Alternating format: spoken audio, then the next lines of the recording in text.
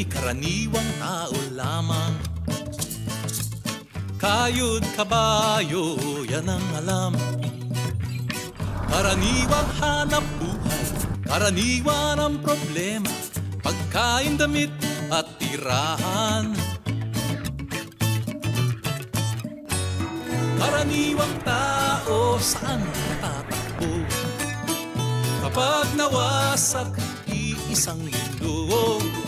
Karaniwang tao, anong nagagawa upang bantayan ang kalikasan?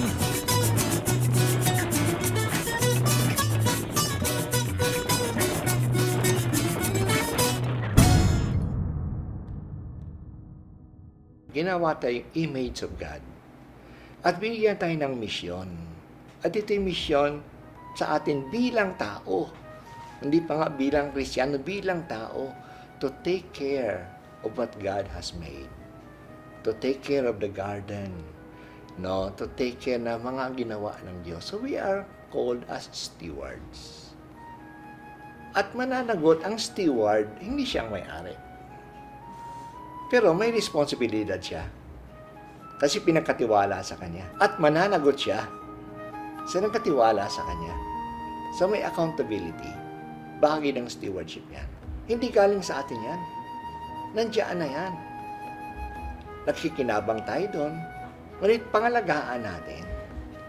Ang problema ngayon, maraming mga malaking company, ang tingin nila sa creation ay resource. To be exploited and not to be renewed. Kaya marami mga bagay ay ginagamit to exploit.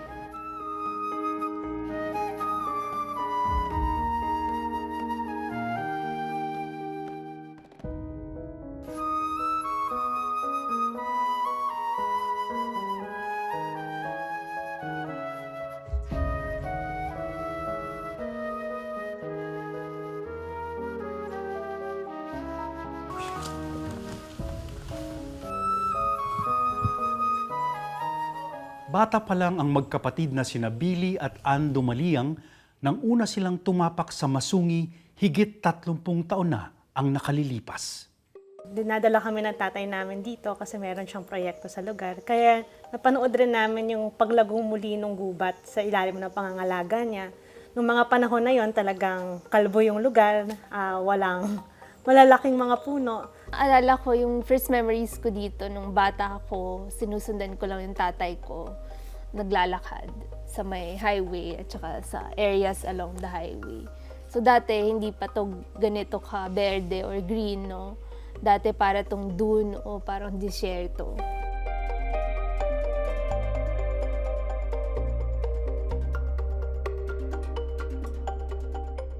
Nang makatapos sa kolehiyo, napagpasyahan ng magkapatid na itayo ang Masungi Geo-Reserve Foundation para mas mapangalagaan pa ang lugar. Kaya namin sinimulahan yung Masungi Geo-Reserve para mas makilala ng mga tao nga kung bakit siya kailangan protektahan, bakit siya kailangang pangalagaan, diba? Why is it deserving of people's love? Kahit na kadalasan yung mga kabatuhan na ganito nakikita lang bilang mga batong kailangang ikwari para sa kabihasnan, diba? Yung mga nakakalap na pondo dito galing sa mga bisita, yung conservation fees, lahat yun ginagamit for the salaries ng team, ng rangers. We have 80 to 100 full-time rangers from the local communities. Ginagamit sa maintenance costs, ginagamit sa reforestation costs sa kabilang mga kabundukan. And so, wala kaming nakukuhang pondo mula sa gobyerno. So, lahat ng operating expenses namin, doon talaga nanggagaling sa sustainable tourism. Nung unang araw ko pa lang sa foundation, nagkaroon na ng violent incident, no, against our rangers. So, doon talaga nagdasal ako kay Lord, Lord, tulungan niyo kami kasi hindi ko alam yung gagawin dito, walang sumasaklolo sa amin. So, doon ko unang naramdaman yung injustice up front. Merong 3 quarry na papatag sana nung kabundukan ng Masungi at halos 1,300 hektare yung sakop nun, no? 1,300 hectares. Hindi namin alam na nandyan sila. Nalaman na lang namin nung nagbabakod na sila sa may katubigan. at mapapasok na yung mga tauhan nila. Meron palang mga ganitong mga agreements na wala dapat, illegal, pero napapayagang pumasok sa mga sensitibong lugar kagaya ng Masungi at saka ng Upper Marikina watershed. Yung rangers namin kasi, for Sama many rin yun. weeks, they were already preventing the entry of construction materials ng mga nagtatayo ng swimming pool sa watershed nang walang karapat-dapat na permiso.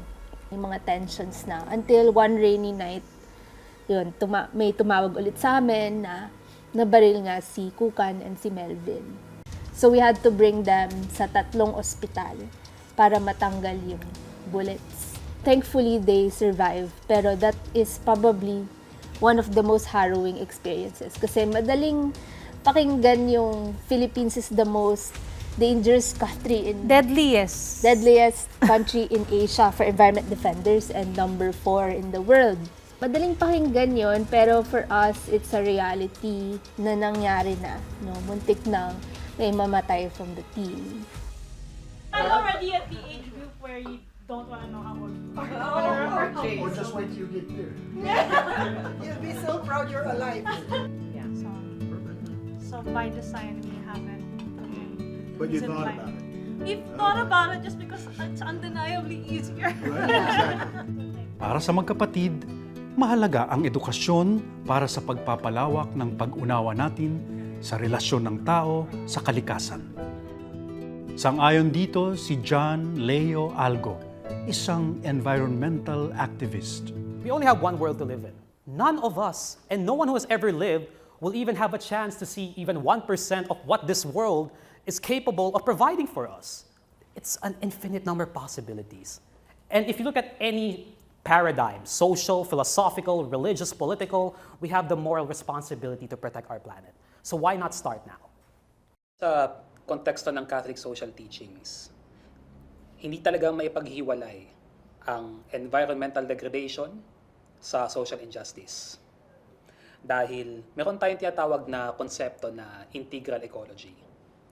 So ito pong integral ecology, ang ibig sabihin lang po nito, ang lahat ng bagay ay magkaugnay. Matagal ng parang tradisyonal na perspektibo sa Pilipinas na ang isyong pangkalikasan ay itinuturing na hiwalay sa mga issue ng lipunan. Pero mula nang mas dumami pa ang pagdating ng mga malalakas na bagyo, matinding pag-ulan, mataas na pagbaha, matinding tagtuyot, ngayon may sea level rise pa at marami pang iba, unti-unti nang tuluyang nauunawaan ng mas maraming Pilipino na hindi sila magkahiwalay ng mga suliranin. Tingnan natin yung flood control situation sa Pilipinas. Meron ng problema ang Pilipinas talaga sa flood control. Anong pinagkaiba nun sa nakalipas na 2 taon na talagang doon pumutok yung issue ng flood control? Dahil ngayon, pwede mo nang direktang i-connecta sa issue ng corruption. Paulit-ulit na siya dahil mas matindi yung mga epekto ng ganitong mga sakuna, doon papasok yung connection sa corruption at connection sa kahirapan din for the most part. Dahil kung titignan natin kung sino ba yung palaging pinaka-tinatamaan, yung mga mahihirap, yung mga vulnerable. Noong 2015, sinulat ni Pope Francis ang isang encyclical na magbabago sa pananaw ng mundo tungkol sa climate crisis. Kaya mahalaga talaga ang lens na dinadala ng Laudato Si. It's a game changer dahil sa unang pagkakataon, formal na kinikilala ng simbahang Katoliko sa buong mundo na tayo ay nasa isang estado ng krisis sa klima, climate emergency, na ito ay nakaugat sa gawaing tao na makasarili na dapat agarang aksyonan. Kasi nung 30 years lumabas pa lang yung tayo. Laudato Si, talagang sabi ko, teka, si Pope Francis ba part ng Masungi team? Kasi parang to me, alam niya, nakikita ko sa sinulat niya, yung nararanasan namin. We feel seen, we feel heard, understood kung ano yung kailangan namin. And I feel like this is a very important thing to learn. Kasi napaka-modern nung mga nakasulat doon. So, maganda siyang pagnilayan ngayon na talagang nararanasan ng mga Pilipino yung impacts ng environmental degradation. But we're grateful that the church has been there, diba? At napapalawak yung pagkakaintindi ng mga bagay na sinasabi namin at the front lines. Sa kabila ng kaliwat kanang mga hamon, tuloy ang laban ni Ann at Billy. At para sa kanila, isang malaking pabuya na ang makita ang muling pagyabong ng kagubatan ng Masungi. Siguro yung Masungi kasi halimbawa siya nung harmonious coexistence ng man and nature. Diba? Dito mo makikita na hindi imposible yung sustainable development na tinatawag natin. Hindi din imposible na magkasama yung tao at yung kalikasan. In fact, we're all part of the same home. Between the rock formation, sa loob ng mga kuweba, sa taas ng mga peak, dun mo mararamdaman, makikita yung awe and wonder ng creation ni Lord. Siguro sa akin, kahit na mahirap, may mga pagkakataon na nabubuhayan ako ng loob. Kahit In fact, yung community, sabi doon sa reforestation site, mabalik daw yung mga hayop na hindi na nila nakikita nitong tapos yung incidences ng landslide, babawasan. bumababa. So, dahil nakikita namin yung impact, kahit over the long term siya, nararamdaman, yun yung mga pagkakataon na sinasabi namin na may purpose, may role tayo dito. Kailangan natin ipagpatuloy ito kahit na marami tayong pinagdadaanan. It's a calling, it's a vocation for anyone who's in the environment space. Recently, napagninilayan ko rin yung ideya ng peace, diba? And kadalasan, akala ng mga tao, pag sinabi mong peace, walang conflict, walang problema, walang away, diba? Pero ang tunay naman na kapayapaan, na nararanasan mo at na-achieve mo kapag merong katarungan.